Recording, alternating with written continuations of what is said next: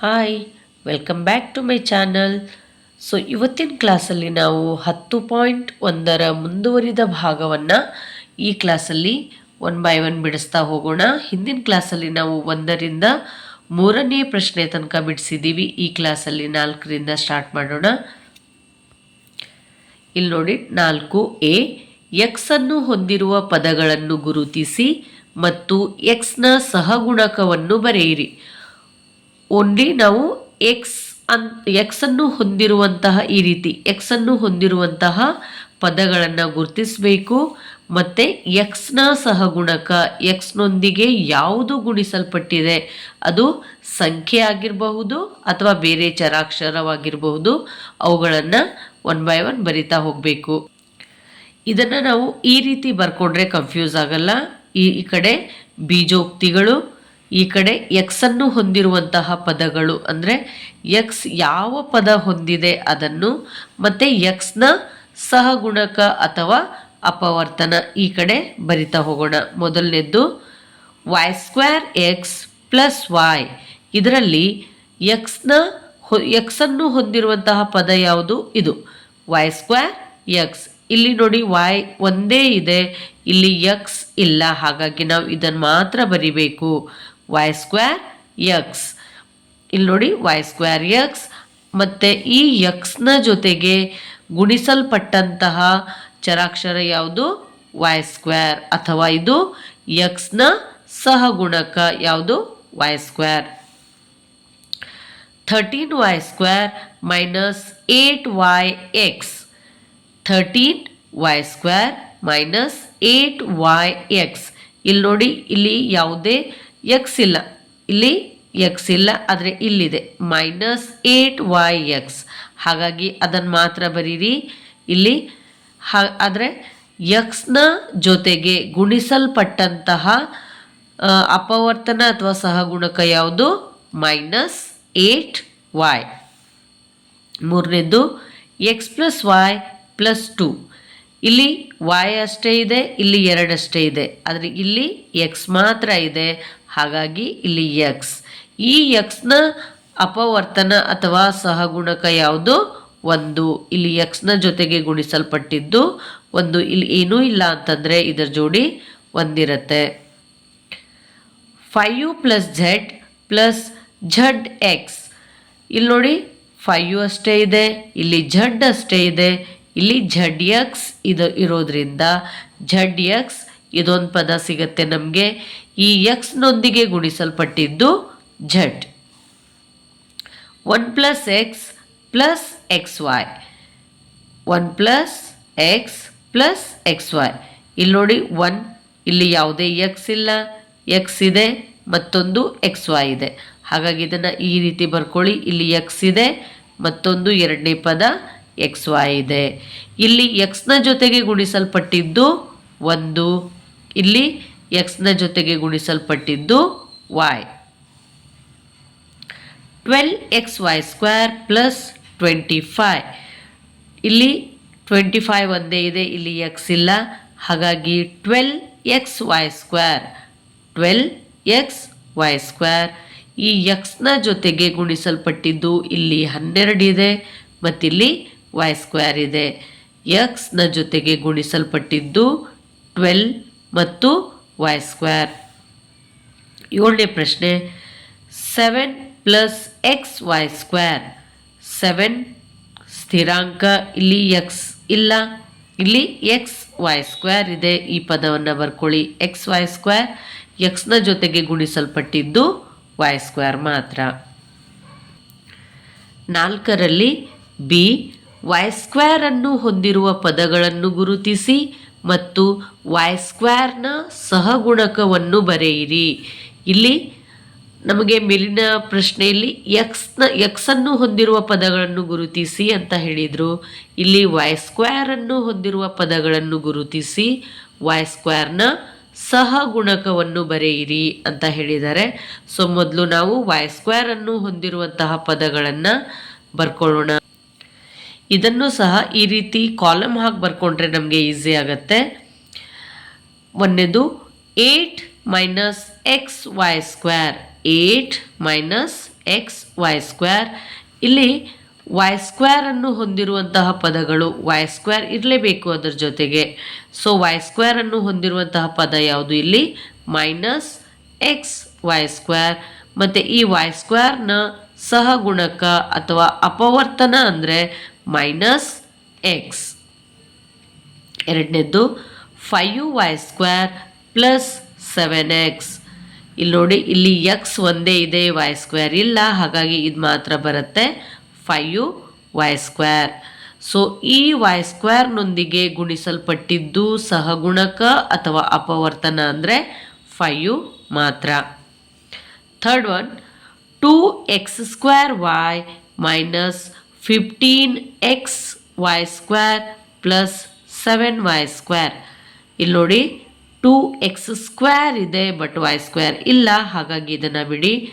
Minus xy² minus 15xy² plus 7y². ಈ y²ನೊಂದಿಗೆ ಗುಣಿಸಲ್ಪಟ್ಟಿದ್ದು 15x ಮತ್ತು ಇಲ್ಲಿ y² ಗುಣಿಸಲ್ಪಟ್ಟಂತಹ ಚರಾಕ್ಷರ ಅಥವಾ ಅದು ಸಂಖ್ಯಾ ಸಹಗುಣಕ ಅಂದರೆ 7 ಮಾತ್ರ.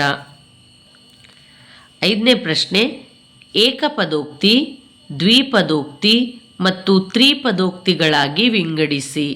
ಮೊದಲು ಏಕಪದೋಕ್ತಿ ಅಂದ್ರೇನು, ದ್ವಿಪದೋಕ್ತಿ ಅಂದ್ರೇನು ಮತ್ತು ತ್ರಿಪದೋಕ್ತಿ ಅಂದ್ರೇನು ಅಂತ ತಿಳ್ಕೊಂಡ್ರೆ ನೀವೇ ಇದನ್ನು ಈಸಿಯಾಗಿ ವಿಂಗಡಿಸ್ಬೋದು. ಇಲ್ಲಿ ನೋಡಿ, ಏಕಪದ ಅಂದರೆ ಇದೊಂದು ಪದ ಮತ್ತು ಇದೊಂದು ಪದ, ಅವುಗಳ ನಡುವೆ ಮೈನಸ್ ಅಥವಾ ಪ್ಲಸ್ ಬಂದರೆ ಒಂದು ಪದಗಳ ಅಂದರೆ ಎರಡು ಪದಗಳ ನಡುವೆ ಮೈನಸ್ ಅಥವಾ ಈ ರೀತಿ ಪ್ಲಸ್ ಬಂದರೆ, ಮೈನಸ್ ಅಥವಾ ಪ್ಲಸ್ ಬಂದರೆ ನಾವು ಅವುಗಳನ್ನು ಡಿಫ್ರೆನ್ಷಿಯೇಟ್ ಮಾಡ್ಬೋದು. ನೋಡಿ, ಇದು ಒಂದು ಪದ, ಇದು ಒಂದು ಪದ, ಇದು ಒಂದು ಪದ, ಹೀಗೆ. ಆದರೆ ಈ ರೀತಿ ಗುಣಿಸು ಇದ್ದಾಗ ನಾವು ಅದನ್ನು ಇದೊಂದು ಪದ ಈ ರೀತಿ ಹೇಳಲಿಕ್ಕಾಗಲ್ಲ. ಇಲ್ಲಿ ನೋಡಿ, 4p²q ಅಂದರೆ ಇವುಗಳ ನಡುವೆ ಯಾವ ಚಿಹ್ನೆ ಇದೆ? ಗುಣಿಸು ಇದೆ. ಹಾಗೆ ಇದು 4 ಒಂದು, p² ಒಂದು, ಈ ರೀತಿ ಹೇಳೋಕ್ಕಾಗಲ್ಲ. ಯಾವಾಗ ಎರಡು ಪದಗಳ ನಡುವೆ ಈ ರೀತಿ ಪ್ಲಸ್ ಅಥವಾ ಮೈನಸ್ ಇದ್ದರೆ ಮಾತ್ರ ನಾವು ಇದೊಂದು ಪದ ಮತ್ತು ಇದೊಂದು ಬೀಜ ಪದ ಅಂತ ಹೇಳಬಹುದು. ಹಾಗಾಗಿ ಇವಾಗ ನೀವೇ ಹೇಳ್ತೀರಿ, ಇದು 4y ಮೈನಸ್ 7z. ಇಲ್ಲಿ ನೋಡಿ, 4y ಒಂದಿದೆ, ಇಲ್ಲಿ ಮೈನಸ್ ಮಿಡಲ್ ಒಂದು ಚಿಹ್ನೆ ಇರೋದ್ರಿಂದ ಇದೊಂದು ಸಪ್ರೇಟ್ ಆಗುತ್ತೆ, ಇದು ಒಂದಾಗತ್ತೆ. ಇವೆರಡು ಸೇರಿ ಒಂದು ಬೀಜೋಕ್ತಿ ಆದರೆ ಇದು ಸೇರಿ ಒಂದಾಗತ್ತೆ. ಹಾಗಾಗಿ ಇದನ್ನು ನಾವು ಇದು ನೋಡಿ, ಇಲ್ಲಿ y² ಒಂದೇ ಇದೆ, ಇಲ್ಲಿ 100 ಒಂದಿದೆ, 7mn ಇದೆ. ಆದರೆ ಇಲ್ಲಿ ನೋಡಿ, z² ಮೈನಸ್ 3z ಪ್ಲಸ್ 8 ಇದೊಂದು. ಇಲ್ಲಿ ಯಾವುದೇ ಚರಾಕ್ಷರ ಇಲ್ಲ ಅಂದರೂ ಸಹ ಇದು ಕೂಡ ಒಂದು ಬೀಜ ಪದ ಆಗತ್ತೆ. ನೀವಿಲ್ಲಿ z² ಇದೆ, ಇಲ್ಲಿ z ಇದೆ, ಇಲ್ಲಿ 8 ಮಾತ್ರ ಇದೆ, ಇದಲ್ಲ ಅಂತ ಬಿಡೋ ಹಾಗಿಲ್ಲ. ಇವುಗಳ ನಡುವೆ ಇಲ್ಲಿ ಚಿಹ್ನೆ ಇದೆ ನೋಡಿ, ನಾನಲ್ಲಿ ಹೇಳಿದಾಗೆ ಮೈನಸ್ ಅಥವಾ ಪ್ಲಸ್ ಚಿಹ್ನೆ ಇದ್ದರೆ ಅವು ಸಪ್ರೇಟ್ ಒಂದೊಂದು ಬೀಜ ಪದಗಳಾಗ್ತವೆ. ಹಾಗಾಗಿ ಇದು ಸಹ ಈ 8 ಒಂದೇ ಇರೋದು ಸಹ ಇದು ಕೂಡ ಒಂದು ಬೀಜ ಪದ. ಹಾಗಾಗಿ ನಾವು ಒಂದೊಂದಾಗಿ ಏಕಪದ, ದ್ವಿಪದ, ತ್ರಿಪದ ಈ ರೀತಿ ಕಾಲಮ್ ಹಾಕಿ ಬರೆದ್ರೆ ನಮಗೆ ಈಸಿ ಆಗುತ್ತೆ. ನೋಡಿ, ಈ ರೀತಿ ಬರ್ಕೊಂಡು ಕೂಡಲೇ ನಮಗೆ ತುಂಬ ಈಸಿ ಆಗುತ್ತೆ. ಈಗ ನೀವು ಒಂದೊಂದನ್ನೇ ಇದು ದ್ವಿಪದ ನೋಡಿದ ತಕ್ಷಣ ಹೇಳಿಬಿಡ್ತೀರಿ, y² 100 7mn. ಯಾಕೆಂದರೆ ಇಲ್ಲಿ m ಮತ್ತು nಗಳ ನಡುವೆ ಯಾವುದಾದ್ರೂ ಮೈನಸ್ ಮತ್ತು ಪ್ಲಸ್ ಇದೆಯೇ? ಇಲ್ಲ. ಅವುಗಳ ನಡುವೆ ಗುಣಾಕಾರ ಇದೆ. ನಾನಲ್ಲಿ ಹೇಳಿದಾಗೆ ಗುಣಾಕಾರ ಅಥವಾ ಭಾಗಾಕಾರ ಇದ್ದರೆ ಅದು ಒಂದು ಸಪ್ರೇಟ್ ಬೀಜಪದ ಆಗಲ್ಲ. ಅವುಗಳ ನಡುವೆ ಈ ರೀತಿ ಮೈನಸ್ ಪ್ಲಸ್ ಈ ರೀತಿ ಇದ್ದರೆ ಮಾತ್ರ ಅದು ಏಕಪದ, ದ್ವಿಪದಗಳಾಗತ್ತೆ. ಹಾಗಾಗಿ ಇಲ್ಲಿ ನೋಡಿ, ಇವುಗಳನ್ನು ಈ ರೀತಿ ಬರೆದ್ರೆ ನಿಮಗೆ ಈಸಿ ಆಗುತ್ತೆ. ಇಲ್ಲಿ ನೋಡಿ, 6ನೇ ಪ್ರಶ್ನೆ, ಕೊಟ್ಟಿರುವ ಪದಗಳ ಜೋಡಿಗಳು, ಅವರು ಜೋಡಿ ಕೊಟ್ಟಿದ್ದಾರೆ, ಅವುಗಳು ಸಜಾತಿನ ಅಥವಾ ವಿಜಾತಿ ಪದಗಳೇ ಗುರುತಿಸಿ ಅಂತ ಹೇಳಿದ್ದಾರೆ. ನಾನು ಈ ರೀತಿ ಈ ಕಡೆ ಸಜಾತಿ ಪದಗಳು ಬೇರೆ, ವಿಜಾತಿ ಪದಗಳು ಬೇರೆ ಅಂತ ಈ ಕಡೆ ಮಾಡಿದ್ದೀನಿ. ಸೊ ಸಜಾತಿ ಪದಗಳು ಅಂದರೆ ನೋಡಿ, ಇಲ್ಲಿ 1, ಇಲ್ಲಿ 100, ಇಲ್ಲಿ ಬರೀ ಕಾನ್ಸ್ಟಂಟ್ ಅಂದರೆ ಸ್ಥಿರಾಂಕಗಳು ಮಾತ್ರ ಇದೆ, ಹಾಗಾಗಿ ಇದು ಸಹ ಸಜಾತಿ ಪದಗಳು.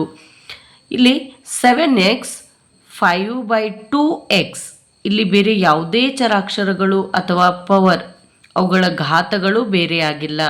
-7x ಇದೆ, 5/2x ಇದೆ. ಇಲ್ಲಿ 14xy 42yx. ನೀವು ಹೇಳ್ಬೋದು ಇಲ್ಲಿ xy ಇದೆ, ಇಲ್ಲಿ yx ಇದೆ, ಯಾಕೆ ಅಂತ. ಇಲ್ಲಿ xy ಅಂದರೂ ಒಂದೇ, yx ಅಂದರೂ ಕೂಡ ಒಂದೇ. ಅಂದರೆ ನಾವು ಈ ರೀತಿ ಬರಿತೀವಿ ಕೆಲವೊಂದು ಸರಿ.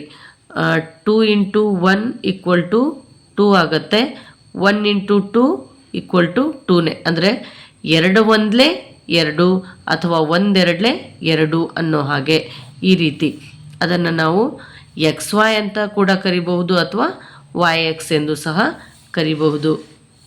ಇಲ್ಲಿ ನೋಡಿ ವಿಜಾತಿ ಪದಗಳು. -29x ಇದೆ, ಇಲ್ಲಿ -29y ಇದೆ. ಇಲ್ಲಿ ಇರುವಂತಹ ಚರಾಕ್ಷರ ಒಂದೇ ಆಗಿಲ್ಲ, ಬೇರೆ ಬೇರೆ ಆಗಿದೆ, ಹಾಗಾಗಿ ಇದು ವಿಜಾತಿ ಪದಗಳು. 4m²p 4mp², ಇಲ್ಲಿ m² ಇದೆ, ಇಲ್ಲಿ p² ಇದೆ, ಹಾಗಾಗಿ ಇವು ಸಹ ಈ ಜೋಡಿ ವಿಜಾತಿ ಪದಗಳು. 12xz 12x² z². ಇಲ್ಲಿ ನೋಡಿ ಬರೀ x ಮತ್ತು z ಇದ್ದರೆ ಇಲ್ಲಿ x² y² ಇದೆ. 7ನೇ ಪ್ರಶ್ನೆ, ಮುಂದಿನವುಗಳಲ್ಲಿ ಸಜಾತಿ ಪದಗಳನ್ನು ಗುರುತಿಸಿ. ಇಲ್ಲಿ ನೋಡಿ ಎ ಮತ್ತು ಬಿ, ಇಲ್ಲಿ ಸಹ ಸಜಾತಿ ಪದಗಳನ್ನು ನಾವು ಗುರುತಿಸಬೇಕು. ಇಲ್ಲವರು ಜೋಡಿನೇ ಕೊಟ್ಬಿಟ್ಟಿದ್ರು, ನಮಗೆ ಹೌದೋ ಅಲ್ವೋ ನೋಡಿ ಹೇಳಿಕೆ. ಆದರೆ ಇಲ್ಲಿ ಅವೆಲ್ಲವನ್ನೂ ಮಿಕ್ಸ್ ಮಾಡಿಕೊಟ್ಟಿರೋದ್ರಿಂದ ಅವುಗಳ ಜೋಡಿಗಳನ್ನು ನಾವು ಹುಡುಕಬೇಕಾಗತ್ತೆ. ಎಲ್ಲವೂ ಮಿಕ್ಸ್ ಇದೆ. ಇಲ್ಲಿ ನೋಡಿ -xy² ಇದ್ದರೆ xy² ಇರೋದು ಎಲ್ಲಿ ಅಂತ ಹುಡುಕಬೇಕು. xy² ಎಲ್ಲಿ ಇರೋದಂತ ಹುಡುಕಬೇಕು. ಇಲ್ಲಿ ನೋಡಿ 2xy² ಇದೆ. ಈ ರೀತಿ ಕೊಟ್ಟಿರುವಂತಹ ಪದಗಳಿಗೆ ಅವುಗಳ ಸಜಾತಿ ಪದಗಳನ್ನು ನಾವು ಹುಡುಕಿ ಬರಿಬೇಕಾಗತ್ತೆ.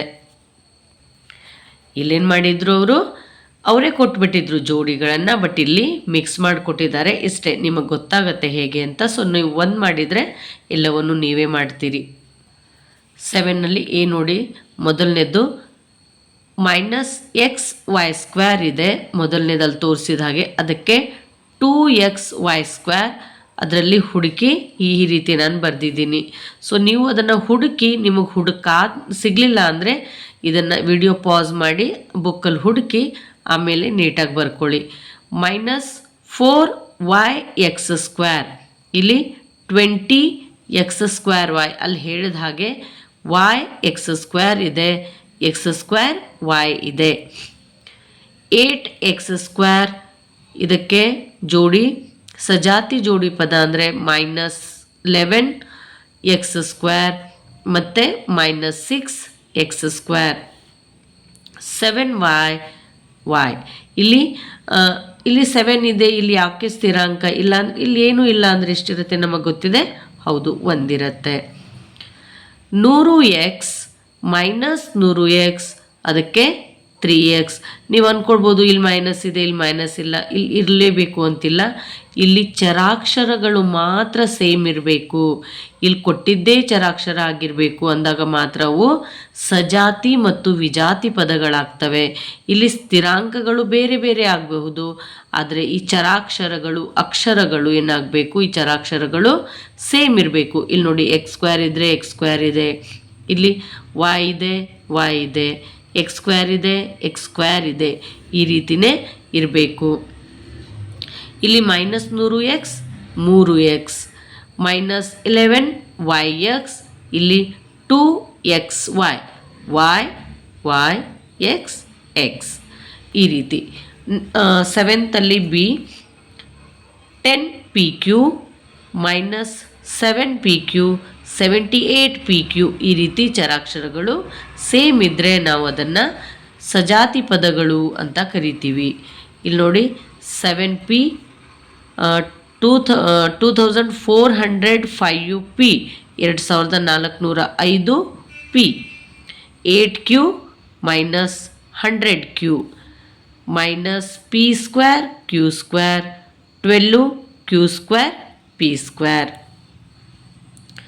ಮೈನಸ್ 23 41. ಇಲ್ಲಿ ನೋಡಿ ಯಾವುದೇ ಚರಾಕ್ಷರ ಇಲ್ಲ, ಇಲ್ಲೂ ಸಹ ಇಲ್ಲ, ಇಲ್ಲೂ ಸಹ ಇಲ್ಲ, ಹಾಗಾಗಿ ಇವು ಕೂಡ ಸಜಾತಿಯ ಪದಗಳು.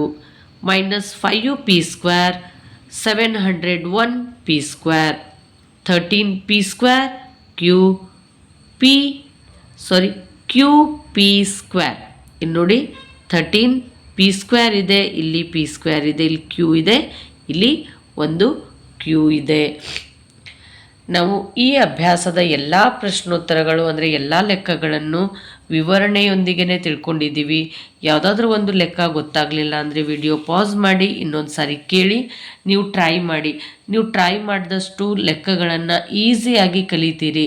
ಹಾಗಾಗಿ 1 ಬೈ 1 ನೀಟಾಗಿ ಈ ವಿಡಿಯೋವನ್ನು ನೋಡಾದಮೇಲೆ ನೀವೊಂದು ಸಾರಿ ರಫ್ ಬುಕ್ ಇಟ್ಕೊಂಡು ಬಿಡಿಸಿ. ಗಣಿತವನ್ನು ನೀವೆಷ್ಟು ಬಿಡಿಸ್ತೀರಿ ಅಷ್ಟು ಪರ್ಫೆಕ್ಟ್ ಆಗ್ತೀರಿ. ಈ ಅಭ್ಯಾಸದ ಅಷ್ಟು ಲೆಕ್ಕಗಳನ್ನು ಮಾಡಿದ್ದೀವಿ. ಸೊ ಈ ವಿಡಿಯೋವನ್ನು ನೋಡಿದ್ದಕ್ಕಾಗಿ ಧನ್ಯವಾದಗಳು. ಇನ್ನೂ ನಮ್ಮ ಚಾನಲನ್ನು ಯಾರು ಸಬ್ಸ್ಕ್ರೈಬ್ ಮಾಡಿಲ್ಲ, ದಯವಿಟ್ಟು ಸಬ್ಸ್ಕ್ರೈಬ್ ಮಾಡಿ. Thanks for watching.